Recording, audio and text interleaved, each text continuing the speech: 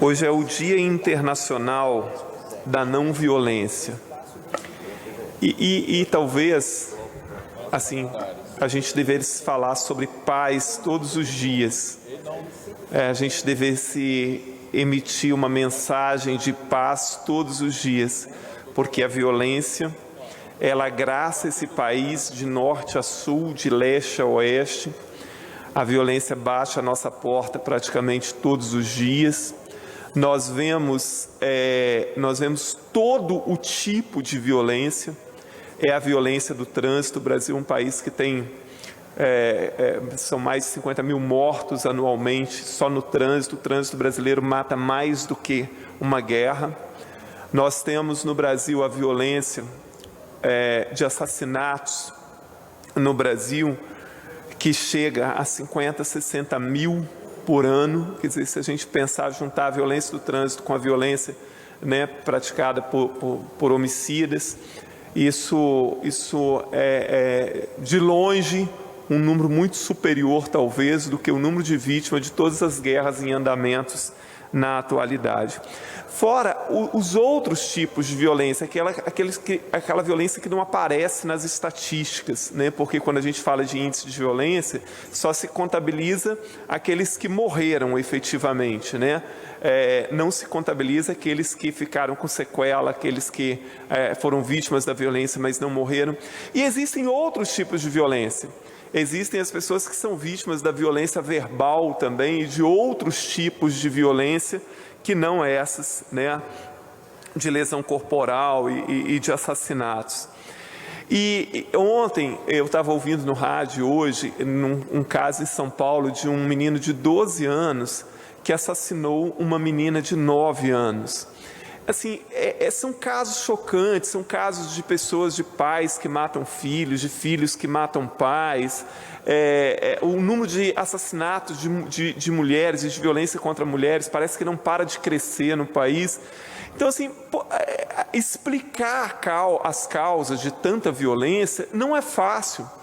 Não dá para dizer assim, a violência é tão grande porque falta policiamento, ou a violência é tão grande porque falta lei, porque isso é muito pouco para explicar, Então, assim, são múltiplas as causas da violência, mas muitas vezes nós contribuímos também com a violência para a manutenção ou para a expansão dela. Os nossos discursos, as frases, os gestos, os posicionamentos que temos podem, sem que nós percebamos, pode estar contribuindo para aumentar ou manter a violência. Porque aquilo que eu falo, entre aquilo que eu falo, que eu estou falando e aquilo que as pessoas estão entendendo, pode haver uma diferença muito grande. Como todo mundo sabe aqui, eu sou professor há mais de 30 anos, embora fora da sala de aula nos últimos 4, se eu estivesse na sala de aula já iria para 34 anos de profissão de magistério. Então, quando eu comecei a dar aula, eu achava que assim, eu podia entrar numa sala com 40 alunos e fazer um discurso lá, uma fala e explicar a matéria, e que os 40 alunos ali iam entender isso da mesma forma. Com o tempo, eu consegui entender que cada aluno ali tinha uma história, cada aluno tinha uma forma de compreensão. Então, aquilo que eu falava não tinha o mesmo efeito para aqueles 40 alunos. E, às vezes, tinha um efeito inverso daquilo que eu acreditava que estava tendo. Por isso que é tão importante também que nós, que nos julgamos pessoas do bem, pessoas cristãs, etc., tenhamos muito cuidado também com aquilo que nós falamos, como nós agimos, E porque é típico do ser humano enxergar o mundo a partir do lugar que ele vive. Então, assim, você teve uma vivência, você teve uma formação, você teve uma educação de determinada forma e achar que todo mundo teve também aquilo. E foi assim para todo mundo. E não é desta forma. As coisas não funcionam dessa forma. Nesse final de semana, no domingo foi dia de São Vicente de Paula, e a paróquia da Catedral, ela tem várias comunidades. Então, as comunidades que estão ali entre o Morro do Moscoso, a Piedade, a Fonte Grande, as comunidades ali todas são da paróquia da Catedral. E domingo nós fizemos uma procissão da Igrejinha da Piedade, que fica aqui embaixo, até a Igrejinha de São Vicente de Paula, que fica lá no alto da Piedade. Foi a primeira vez que eu subi até lá em cima. E lá teve uma missa, né? Teve alguns festejos e tal. E ali, aquela igrejinha fica muito próxima de casas que foram abandonadas na Piedade, inclusive muito próximo daquelas casas que foram incendiadas. E eu fiquei pensando, no domingo à tarde, eu fiquei até meio mal, e a gente deveria fazer isso sempre para entender como o outro vive. E ali eu fiquei pensando assim, aquelas pessoas que vivem naquela parte alta, elas estão alijadas de todo tipo de direito de um cidadão. Por quê?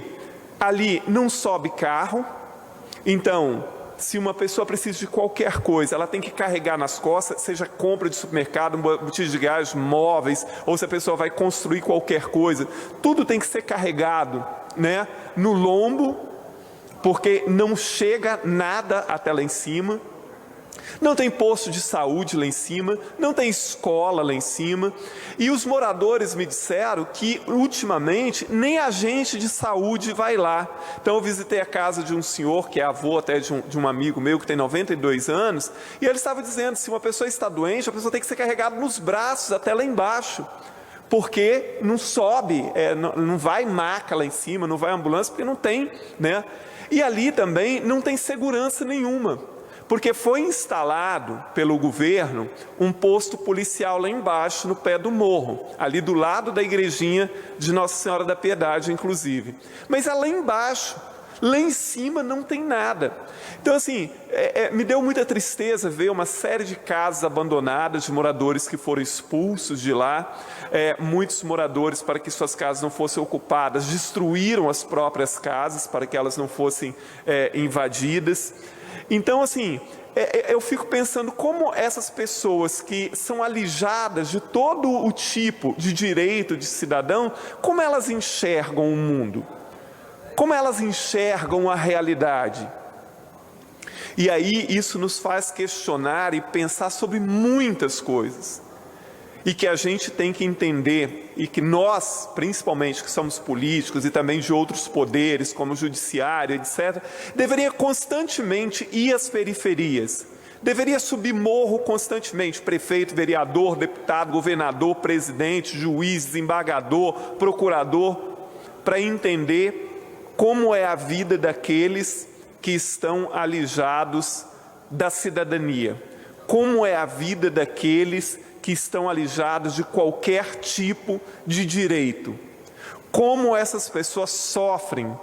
Você imagina se você morar em um lugar que você não tem acesso a nenhum tipo de serviço público, porque é nenhum mesmo.